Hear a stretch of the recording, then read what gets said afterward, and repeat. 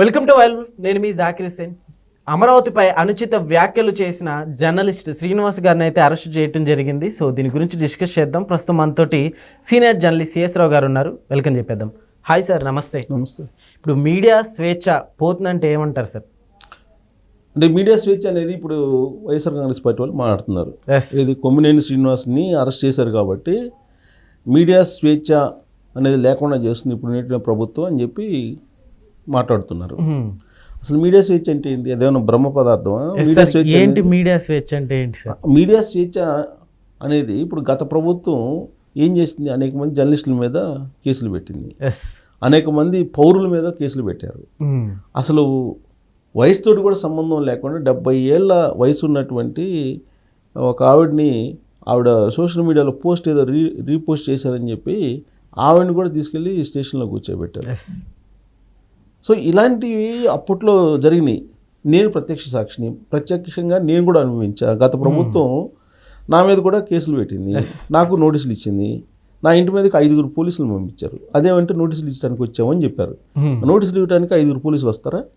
ఒక SI 4 constable వచ్చారు, మొత్తం 5 వచ్చారు. సార్, గతంలో భారతి గారిపైన చేసిన కామెంట్స్కి ఏ విధంగా చర్యలు తీసుకున్నారో, అట్లా వాళ్ళు ఎట్లా రెస్పాండ్ అయ్యారో కూడా చూసాం.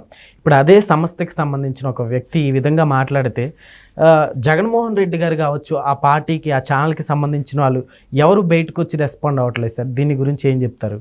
అంటే వాళ్ళు ఆల్రెడీ సజ్జల రామకృష్ణారెడ్డి గారు వచ్చి మాట్లాడుతున్నారు ఇవాళ. ఆయన మళ్ళీ దారుణమైనటువంటి పదజాలాన్ని ఉపయోగించారు. ఓకే, ఇక్కడ ఏంటంటే ఒకళ్ళు తప్పు చేశారు కదా అని చెప్పేసి ఇంకొకరు దానికి మించిన తప్పు చేయడం పరిష్కారం కాదు. ఇప్పుడు అమరావతి గురించి కృష్ణరాజు గారు అలాగే శ్రీనివాసరావు గారు నిర్వహించిన డిబేట్లో మాట్లాడారు. వాళ్ళిద్దరు మాట్లాడుతూ మాట తూలారు. అమరావతి రాజధాని గురించి వాళ్ళు మాట్లాడినటువంటి మాటలు ఏవైతే ఉన్నాయో ఖచ్చితంగా అవి ఖండించదగినవి, ఏమాత్రం సమర్థనీయం కాదు. అవి వాళ్ళని శిక్షించాల్సిందే, చట్ట ప్రకారం శిక్షించాల్సిందే. దీన్ని మీడియా స్వేచ్ఛకి ముడిపెడుతున్నారు సజ్జల రామకృష్ణారెడ్డి గారు. ముడిపెడుతూ ఆయన సంకర జాతి అనేటువంటి ఒక పదం ఉపయోగించారు. సంకర జాతి అంతా తోడయింది, ఆ సంకర జాతి ఇప్పుడు అమరావతి రాజధాని వాళ్ళు అన్నదాన్ని ఖండిస్తున్నారు అని చెప్పి అంటున్నారు ఆయన. అసలు ఆయన సీనియర్ జర్నలిస్ట్. ఆయన దాదాపు ఆయనకి 50 సంవత్సరాలు, ఇప్పుడు 60 సంవత్సరాల పైన ఉంటాయి ఆయనకి, 65-60 ఉంటాయి ఆయనకి. ఆయన సీనియర్ జర్నలిస్టే. అసలు ఆ పదాన్ని ఎలా ఉపయోగిస్తారు? ఆ మాటని ఎలా ఉపయోగిస్తారు? అసలు ఇప్పుడు ఆయన అన్న మాట నేను వినిపిస్తాను మీకు. నాకు ఆల్రెడీ ఆయన ప్రెస్ మీట్లో మాట్లాడారు. ఆ ప్రెస్ మీట్లో మాట్లాడినటువంటి ఆడియో నా దగ్గర ఉంది. అది నేను వీడియో కూడా ఉంది, బట్ వీడియో చూపించగలేదు కాబట్టి ఆడియో చూపిస్తాను. మీ కడుపు మంటంతా ఒక తప్పుడు దీని మీద చేసుకొని మీ అక్కసంతా అసహ్యకరమైన రీతిలో ఫోటోలు తెచ్చి బయట వేసి చెప్పులతో కొట్టడాలు, దాన్ని ఏమంటాం పిశాచాలు కూడా ఇట్లా చేయము, రాక్షసులు అనలేము. రాక్షసులు పిశాచాలు చేయరండి. అన్ని కలిస్తే తయారైన తెగ ఎదవుతున్నట్టు అది సంకర జాతి అంటారు. ఆ తెగ కూరుకుంటే మాత్రమే ఇట్లా చేయగలరు. దాంట్లో అంటే ఇంకా ఘోరము బాధ కలిగి భయం వేసేది ఏంటంటే ఈ తెగ అనార్గనైజ్ గా లేదు, ఆర్గనైజ్ అయింది. ఎలా అంటారు? తయారైన తెగ ఏదో రాక్షసులు అనలేము. ఇవంతా సంకర ఇది ఉన్నట్టు ఇవన్నీ కలిసి తయారైన తెగ ఏదో సంకర తెగ అంట. అసలుకి ఏ విధంగా సార్ అట్లా? ఈ సంకర తెగ ఒకటి ఉంది. ఈ సంకర తెగ అంతా అంటే ఆర్గనైజ్డ్గా ఈ విధంగా చేస్తున్నారు అని చెప్పి అంటారు ఆయన. ఇప్పుడు ఒక ఛానల్లో ఒక సీనియర్ జర్నలిస్టు కండక్ట్ చేస్తున్నాడు, మోడరేటర్గా ఉన్నాడు ఆయన, కొమ్మినేని శ్రీనివాస్ గారు. ఆయన అంతకుముందే లక్ష్మీపార్వతి గారిని ఏదో ఒక కాలరు మాట్లాడితే సీరియస్ రియాక్ట్ అయ్యారు ఆయన. మహిళల పట్ల ఉన్నటువంటి గౌరవాన్ని అంతా ప్రదర్శించారు. మంచిది, శుభం. మరి కృష్ణరాజు గారు ఆ మాట అన్నప్పుడు ఆ రోజున ప్రోగ్రామ్ కండక్ట్ చేసిన శ్రీనివాసరావు గారు కనుక ఇమీడియట్గా ఖండించేసి ఆయన చేత క్షమాపణ చెప్పించినట్టయితే అది ఆ ఎపిసోడ్ అంతవరకు అయిపోయింది అది. కానీ ఇండైరెక్ట్గా ఈయన ఏం చేశారంటే, తెలుగుదేశం వాళ్ళు చూస్తే సోషల్ మీడియా వాళ్ళు నీ ఎంట పడతారేమో, వాళ్ళు బరితెగించి చేస్తారు, ఇలాంటివన్నీ మాట్లాడారు. అంటే ఇండైరెక్ట్గా ఎంకరేజ్ చేశారు. అది తప్పులాగా ఆయనకు అనిపించలే. అది అర్థమవుతుంది. ఆయన సీనియర్ జర్నలిస్టు, 50 సంవత్సరాల పైగా జర్నలిజం చేశారు ఆయన. దాదాపు చాలా నిరుపేద కుటుంబం అది నాకు తెలిసినంత వరకు. ఇవాళ ఏ స్థాయిలో స్థిరపడ్డారో అందరికీ తెలుసు. సరే, ఎట్లా స్థిరపడ్డారో ఏంటనేది తర్వాత సంగతి. మరి ఆయన ఇప్పుడు మహిళల పట్ల మాకు గౌరవం ఉంది, జర్నలిజంలో నేను ఎప్పుడు తూలి మాట్లాడలేదు ఇలా చెప్తున్నారు ఆయన. ఇప్పుడు ఎవరికి వాళ్ళే నేనే కరెక్ట్ అనుకుంటారు, ఎవరికి వాళ్ళే అది అనుకుంటారు, నేను కరెక్ట్ 100% నేనే కరెక్ట్ అనుకుంటారు. అలాగే ఆయన కూడా ఫీల్ అవుతున్నారు, తప్పులేదు. కానీ ఇంతమంది ఆంధ్రప్రదేశ్లో ఉండేటువంటి జనాన్ని మొత్తాన్ని, ఆ ఉండే మహిళల మొత్తాన్ని కించపరిచేలాగా వాళ్ళు ఫీల్ అయ్యి వాళ్ళు వచ్చి నిరసనలు వ్యక్తం చేస్తున్నారు, ఆందోళన వ్యక్తం చేస్తున్నారు కదా. ఆయన ఫోటో, కృష్ణరాజు గారి ఫోటో ఇద్దరిది పెట్టి చెప్పులతోటి వాళ్ళు నిరసన వ్యక్తం చేశారు. దాన్ని తప్పుపడుతున్నారు సజ్జల రామకృష్ణారెడ్డి గారు. ఓకే, దాన్ని తప్పుపడుతున్నారు ఆయన. అంటే ప్రజాస్వామ్యంలో ఇలా నిరసనలు కూడా తెలియజేయకూడదు. ఈ సంకరజాతి అని చెప్పి ఆయన కొత్త పదం ఇప్పుడు సంకరజాతి తయారైంది. ఈ సంకరజాతి ఆర్గనైజ్డ్గా మూకుమ్మడిగా దాడి చేయడానికి వైఎస్ఆర్ కాంగ్రెస్ పార్టీ సిద్ధపడ్డారనేటువంటి పదజాలాన్ని ఆయన ఉపయోగించారు. ఆయన నుంచి నేను ఆ పదజాలాన్ని వింటుంటేనే నాకు కొంచెం ఇబ్బందికరంగా ఉంది. ఆయన కూడా సీనియర్ జర్నలిస్టే. మరి అలాంటి పదాలను ఎలా ఉపయోగిస్తారు? నాకు మీడియా స్వేచ్ఛ అంటే ఏంటి అసలు? మీడియా స్వేచ్ఛ అంటే ఇష్టానుసారంగా మాట్లాడటం. మీడియా అంటే, మీడియాలో ఉండే జర్నలిస్టులు అంటే కొంచెం సొసైటీకి ఒక దార్శనికులుగా ఉండాలి, ఒక దిక్చూచిగా ఉండాలి. వాళ్ళని చూసి మిగతా సమాజం నేర్చుకునేలాగా ఉండాలి. వాళ్ళు ఉపయోగించే పదజాలం, వాళ్ళు ఉపయోగించే మాటలు చాలా వాల్యూగా ఉంటాయి, చాలామంది ఫాలో అవుతుంటారు. కానీ వీళ్ళే ఈ విధంగా మాట్లాడుతుంటే ఏం డైరెక్షన్ ఇస్తున్నట్టు? అసలు వీళ్ళు గతంలో కూడా ఒకళ్ళిద్దరు జర్నలిస్టులు ఇలానే మాట్లాడారు. ఇప్పుడు ఈ ఇష్యూ వచ్చింది. టోటల్ అమరావతి రాజధానిని కించపరుస్తూ, అమరావతి రాజధానిలో ఉండే మహిళల్ని కించపరుస్తూ మాట తూలారు. బహిరంగ బేషరతుగా క్షమాపణ చెప్పచ్చు కదా. తప్పు చేసినప్పుడు బేషరతుగా క్షమాపణ చెప్పాలండి సార్. అంటే వెనక ఎవరైనా చూసుకొని మనం ఏం మాట్లాడినా ఏం కాదులే అన్న ధైర్యంతో ఏమన్నా ఎట్లా చేశారనుకోవచ్చు సార్. అంతే కదా. ఇప్పుడు వెనక ఎవరు లేకపోతే దాని వెనక ఈ ఎపిసోడ్ అసలు ఇంత దూరం రాదు. అవును, నేను కూడా కొన్ని వేల డిబేట్స్ కండక్ట్ చేశాను మోడరేటర్గా. అవును సార్, అవును. కొన్ని వేలు ఇప్పుడు సోషల్ మీడియాలో ఉంటాయి. నేను ఇలాంటి సందర్భంలో మరి ఇంత ఆక్వర్డ్ వర్డ్స్ అసలు రావు. కాకపోతే ఎదుటి వాళ్ళని కించపరిచేలా మాట్లాడినప్పుడు కూడా ఆ ప్యానల్లో కూర్చున్నటువంటి వాళ్ళని అక్కడే ఆన్ ద స్పాట్ క్షమాపణ చెప్పించిన సందర్భాలు ఉన్నాయి. నేను క్షమాపణ చెప్పించాను. ఓకే, మాజీ మంత్రులు కూడా క్షమాపణ చెప్పిన వాళ్ళు ఉన్నారు. అవునా సార్? ఆ మోడరేటర్ని బట్టి ఉంటుందండి ఆ షో. ఓకే, ఈ మోడరేటర్ ఏ విధంగా అయితే వ్యవహరిస్తాడో దానికి అనుగుణంగా వాళ్ళు కూడా వ్యవహరిస్తారు. వచ్చినటువంటి వాళ్ళు పొలిటీషియన్స్ ఒకరి మీద ఒకళ్ళు దుమ్మెత్తి పోసుకునే కార్యక్రమమే కదా. అర్థవంతమైన చర్చలు అయితే జరగట్లేదు కదా, ఎవరి దగ్గర జరగట్లా అర్థవంతమైన చర్చలు. అర్థవంతమైనటువంటి చర్చలు కండక్ట్ చేయాలంటే ఫస్ట్ మోడరేటరు ముందు ఆ సబ్జెక్ట్ మీద కమాండ్ ఉండగలగాలి. కానీ ఇప్పుడున్నటువంటి జర్నలిస్టులు ఏం చేస్తున్నారు? ఒక పార్టీకి సంబంధించిన కార్యకర్తల్లాగా మాట్లాడుతున్నారు. ఒక కార్యకర్తలాగా మాట్లాడుతున్నారు. కార్యకర్తలు ఏ విధంగా మాట్లాడుతున్నారో ఆ విధంగా మాట్లాడుతున్నారు. ఇప్పుడు ఒకటి బ్లూ, ఇంకోటి ఎల్లో, ఇంకోటి పింక్ అలా మారిపోయాయి. ఎవరి వాయిస్ను వాళ్ళు వినిపిస్తున్నారు. ఇంకా జర్నలిజం ఎక్కడ ఉంటుంది? జర్నలిజం స్వేచ్ఛ అంటే ఏంటి? జర్నలిజం స్వేచ్ఛ అంటే పర్టికులర్ పార్టీ దగ్గర నువ్వు డబ్బులు తీసుకొని ఆ పార్టీని మోయటమా? కాదు కదా జర్నలిజం అంటే. ఒక అర్థవంతమైనటువంటి చర్చ అయితే నడపాలి కదా. ఇలాంటివి జరిగినప్పుడు ఖచ్చితంగా ఆన్ ద స్పాట్లోనే నువ్వు క్షమాపణ చెప్పించాలి సమాజానికి. మొన్నటి వరకు ఏం జరిగింది? 2019 నుంచి 2024 వరకు పచ్చి బూతులు కూడా అది సక్రమమే అన్నట్టుగా మనకి చెప్పే ప్రయత్నం చేశారు. 2 రోజుల నుంచి ఏం జరుగుతుంది? 2 రోజుల నుంచి వాళ్ళేదో అన్నారండి. ఇటువైపు నుంచి కొంతమంది తెలుగుదేశం పార్టీకి సంబంధించినటువంటి వాళ్ళ పెద్దల ఆశీస్సుల కోసమో లేదంటే పెద్దల యొక్క దీవెనల కోసమో కొంతమంది వీళ్ళు ఒకళ్ళిద్దరు మాట తూలి మాట్లాడుతున్నారు. అదేమంటే నేను సీనియర్ జర్నలిస్ట్ని అని చెప్తారు. సీనియర్ జర్నలిస్ట్ని అని చెప్తారు. ఒకళ్ళేమో రకరకాలు దాన్ని భయంకరంగా మాడుతున్నారు. అసలు ఒక పదం తప్పు వస్తే దానికి మళ్ళీ మేమే స్వయంగా రిజైన్ ఇచ్చేవాళ్ళం.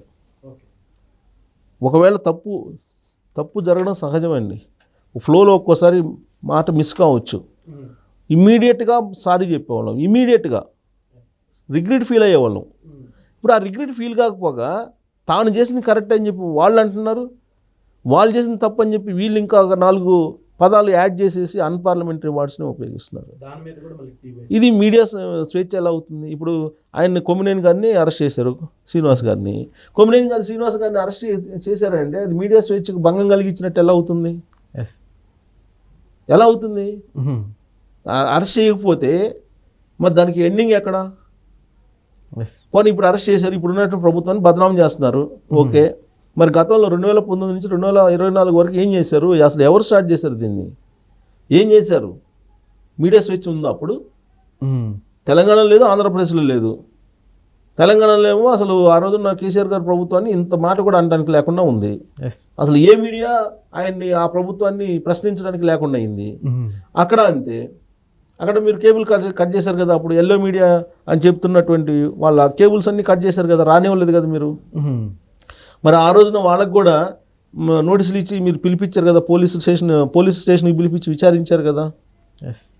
మరి ఇప్పుడు కొమ్మినేని గారిని పిలిపించి మాట్లాడితే అది నేరం, తప్పు ఎలా అవుతుంది? సో మీడియా స్వేచ్ఛ అనేది స్వీయ నియంత్రణ మీద ఆధారపడి ఉంటుందండి. ఎవరికి వాళ్ళమే జర్నలిస్టులు అనేవాళ్ళు ఎవరికి వాళ్ళే హుందాగా ఉండాలి, అంతే తప్ప ఎవరో నియంత్రించాలి అని చెప్పి అనుకుంటే అది సాధ్యం కాదు. ఇవాళ కొమ్మినేని శ్రీనివాస్ గారిని అరెస్ట్ చేసేసి తీసుకెళ్ళిపోయారు. అయినంత మాత్రం చేత అన్పార్లమెంటరీ వర్డ్స్ రావంటే ఇప్పుడు మరి శంకర్ జాతి అన్నాడు ఆయన అరెస్ట్ చేసి తీసుకెళ్లారు పోలీసులు. ఈయన ప్రెస్ మీట్ పెట్టి శంకర్ జాతి అన్నారు సజ్జల రామకృష్ణారెడ్డి గారు. శంకర్ జాతి అంతా ఒకటి అయిపోయారని నేను. ఏంటి శంకర్ జాతి అంటే ఏంటి? ఆయన మాటలేంటి? అంటే దీనికి ఫుల్ స్టాప్ పడాలంటే ఈ సీనియర్ జర్నలిస్టులు అని చెప్పుకుంటున్నటువంటి వాళ్ళు, 50 సంవత్సరాలు ఎక్స్పీరియన్స్ ఉందని చెప్పుకుంటున్నటువంటి వాళ్ళు, లేదా 30 సంవత్సరాల ఎక్స్పీరియన్స్ ఉందని చెప్పుకుంటున్నటువంటి వాళ్ళు వాళ్ళ పరిధి దాటి మాట్లాడుతున్నారు. ఇప్పుడు వాళ్ళ పరిధి దాటి ఎవరికి వాళ్ళే మాట్లాడుతుంటే అది ఎక్కడ ఎండ్ అవుతుంది? ఎంతమంది జర్నలిస్టులను అరెస్ట్ చేస్తారు? అది కాదు కదా. ఇప్పుడు 2019 నుంచి 2024 వరకు 3,000 మంది మీద అనవసరంగా కేసులు పెట్టారు. రంగనాయకం గారిని 60 సంవత్సరాల పైన 70 సంవత్సరాలు ఆవిడని తీసుకెళ్ళి స్టేషన్లో పెట్టారు. అప్పుడు అవును, నాలాంటి వాళ్ళ మీద కూడా మీరు కేసులు పెట్టారు. కేసులు పెట్టి నాకు ఇంటికి పోలీసులని నోటీస్ ఇవ్వడానికి 5 పంపించారు. అంటే వాళ్ళ ఉద్దేశం ఏంటంటే ఇళ్ళ మీదకి పంపించి భయపించడానికి. ఇప్పుడు పైగా మీడియా అంటూ మీడియాని మొత్తాన్ని కలిపేశారు సార్. మీడియా మొత్తాన్ని కలిపించారు. మీడియా స్వేచ్ఛ అంటే వాళ్ళు మీడియా స్వేచ్ఛ పోయినట్టు. మరి మీరు చేసింది ఏంటి? మీరు చేసినటువంటి దాష్టికాలు ఇంకా ఎవరు మర్చిపోలేదుగా. అనేక మందికి జర్నలిస్టుల మీద కేసులు పెట్టారుగా. ప్లస్ ఇళ్లలో ఉండే మహిళల్ని ఏ విధంగా కించపరిచారు మీరు? అసలు మహిళల్ని ఏ స్థాయిలో కించపరిచారు మీరు? అసలు మంత్రులుగా ఉన్నటువంటి వాళ్ళు బూతులు తిట్టారు కదా. వినరానటువంటి సౌండ్ పొల్యూషన్ కదా మొత్తం. మీడియా మొత్తం సౌండ్ పొల్యూషన్ చేశారు కదా. మహిళల్ని ఎట్టబడితే అట్టు మాట్లాడారు కదా. మరి ఇది మీడియా స్వేచ్ఛ కింద ఎలా వస్తుంది అసలు? దీనికి ఫుల్ స్టాప్ పడాలంటే స్వీయ నియంత్రణ అవసరం ఫస్ట్ ఆఫ్ ఆల్. ఇప్పుడు ఆయన ప్లస్ ఆయన ఆధ్వర్యంలోనే అరెస్టులు జరిగింది గవర్నమెంట్. అప్పుడు సజ్జల రామకృష్ణారెడ్డి గారే వాళ్ళ అబ్బాయి వాళ్ళే చేసింది కూడా. మరి జగన్మోహన్ రెడ్డి గారు ముఖ్యమంత్రిగా ఉన్నప్పటికీ నడిపింది వీళ్ళే. వీళ్ళ కారణంగానే మొత్తం 11 స్థానాలకు పరిమితం అయిందని చెప్పి విజయసాయిరెడ్డి గారు చెప్తున్నారు కదా. ఇప్పుడు ఈయన సీనియర్ జర్నలిస్టు, మరి ఈయన ఆ రోజు నా జర్నలిస్టులు అందరినీ అరెస్ట్ చేయించారు కదా, చాలా మందిని ప్రశ్నించేటువంటి వాళ్ళందరినీ అరెస్ట్ చేయించారు కదా. సో కాబట్టి పై స్థాయిలో ఉండేటువంటి వాళ్ళు సంయమనం పాటించాలి. ఇప్పుడు ఆయన కూడా శంకర్ జాతి అనే దాన్ని ఆయన వెనక్కి తీసుకోవాలి. వాస్తవంగా అయితే ఏమాత్రం ఆయన సీనియర్ జర్నలిస్టా అయితే మాత్రం సీనియర్ జర్నలిస్టే, 50 సంవత్సరాల పైన ఆయన కూడా చేశారు. ఇప్పుడు జర్నలిస్ట్ అనే వాళ్ళకి ఎలా ఉండాలంటే బ్యాలెన్స్గా ఆలోచించాలి ఫస్ట్ ఆఫ్ ఆల్. ఏది తప్పు ఏది కరెక్ట్ అనే దానికి. ఇప్పుడు వాళ్ళు ఏదో అన్నారని చెప్పి ఈయన ఇంకో 2 అంటే ఇంకా అది ఏదో అంటారు చూసారా, ఒకరికొకరు తిట్టుకొని అది ఏ స్థాయికి వెళ్ళిపోతుంది. సౌండ్ పొల్యూషన్, సమాజం నుంచి పొల్యూషన్ తప్పితే మా ఏమి ఉండదు కదా, ఒరిగేది ఏం లేదు కదా. సో కాబట్టి కొమ్మినేని శ్రీనివాస్ గారిని, కృష్ణరాజు గారిని అరెస్ట్ చేయటం అనేది మీడియా స్వేచ్ఛ కిందకి రాదు. ఓకే, మీడియా స్వేచ్ఛ కిందకి రాదు అది. సరే, దానికి రిజైండర్స్ ఇవ్వటం, ఖండించడం, ఈ మళ్ళీ మీడియా పద్ధతులు ఉన్నాయి. ఆ మీడియా పద్ధతులను వాళ్ళు అనుసరించినట్టయితే అసలు ఇంత దూరం రాదు. అది వాళ్ళు అనుసరించాల. ఆన్ ద స్పాట్ కనుక వాళ్ళు క్షమాపణ చెప్పేసి రిగ్రెట్ ఫీల్ అయినట్టయితే అయిపోయింది అది. కానీ రాలేదు. దాంతో వీళ్ళు మహిళలు ఉద్యమం చేస్తున్నారు. మనం కాదాలనేగా. వాళ్ళు కించపరుస్తూ మాట్లాడినప్పుడు ఖచ్చితంగా వాళ్ళకి భావ ప్రకటన స్వేచ్ఛ ఉంటుంది, వాళ్ళకి నిరసన వ్యక్తం చేసే స్వేచ్ఛ ఉంటుంది. ఆ నిరసన వ్యక్తి స్వేచ్ఛలో వాళ్ళకి అనిపించినటువంటి పద్ధతుల్లో వాళ్ళు నిరసన వ్యక్తం చేశారు. మరి దాన్ని తప్పు ఎలా అంటారు? Yes sir. ఇప్పుడు వాళ్ళు ధర్నా చేయటం, వాళ్ళు నిరసన వ్యక్తం చేయడం తప్పు అంటారు ఆయన. అది కరెక్ట్ కాదు కదా. సో కాబట్టి స్వీయ నియంత్రణ పాటించాలి. ఇప్పుడు సాక్షి లాంటి సంస్థల్ని అసలు మూసేయాలని చెప్పి డిమాండ్ వస్తుంది. అవును, గతంలో కొన్ని సంస్థలు మూసేయాలని చెప్పి అప్పుడు కూడా రాజశేఖర రెడ్డి గారు చనిపోయినప్పుడు కొన్ని సంస్థల మీద వచ్చింది. సంస్థలు మూసేయటం కాదు కదా పరిష్కారం. సంస్థల్లో ఉండేటువంటి జర్నలిస్టులు సంయమనం పాటించాలి. ఇప్పుడు సమాజం భావోద్వేగాల మధ్య ఉన్నప్పుడు ఆ భావోద్వేగాలను మరింత రెచ్చగొట్టేలాగా నువ్వు జర్నలిస్టుగా ఉండకూడదు. ఓకే, ఒక భావోద్వేగాలు పరిస్థితులు వచ్చినప్పుడు వాటిని తగ్గించడం ప్రయత్నం చేయాలి మీరు, జర్నలిస్ట్ అనే అతను. అంతే తప్ప వచ్చినటువంటి భావోద్వేగాలను రెచ్చగొట్టేలాగా చేసేసి గందరగోళం చేయటం కాదు కదా జర్నలిజం అంటే. దీనికి మొత్తానికి ఇప్పుడు పులి స్టాప్ పడిద్ది అనుకోవచ్చు సార్. 4 రోజులు పోతే బెయిల్ మీద మళ్ళీ బయటకు వచ్చేస్తారు. ఇప్పుడున్న పరిస్థితుల్లో పులి స్టాప్ పడదు. నేను అదే చెప్తుంది, ఎవరికి వాళ్ళే స్వీయ నియంత్రణ పాటించాలి. ఎవరికి వాళ్ళే నేను తప్పు చేశానా అనేటువంటి ఆలోచన చేయాలి. తప్పు చేశానని భావన కలిగినప్పుడు నువ్వు సారీ చెప్పాలి. అది కాకుండా తప్పు చేసి కూడా నేను కరెక్టే అనుకుంటే ఇంకా మీడియా స్వేచ్ఛ ఏముంటుంది? ఏముండదు. సో కాబట్టి ఇది ఫస్ట్ కాదు, లాస్ట్ కాదు, ఇది కంటిన్యూ అవుతుంది. ఈ మీడియా స్వేచ్ఛ అని చెప్పి వాళ్ళు గగ్గోలు పెట్టినా కానీ ఇవాళ ఎవరు ప్రజలు మద్దతు ఇచ్చే పరిస్థితి లేదు. ఎందుకంటే మొన్నటి వరకు వాళ్ళు చేసింది అదే కాబట్టి.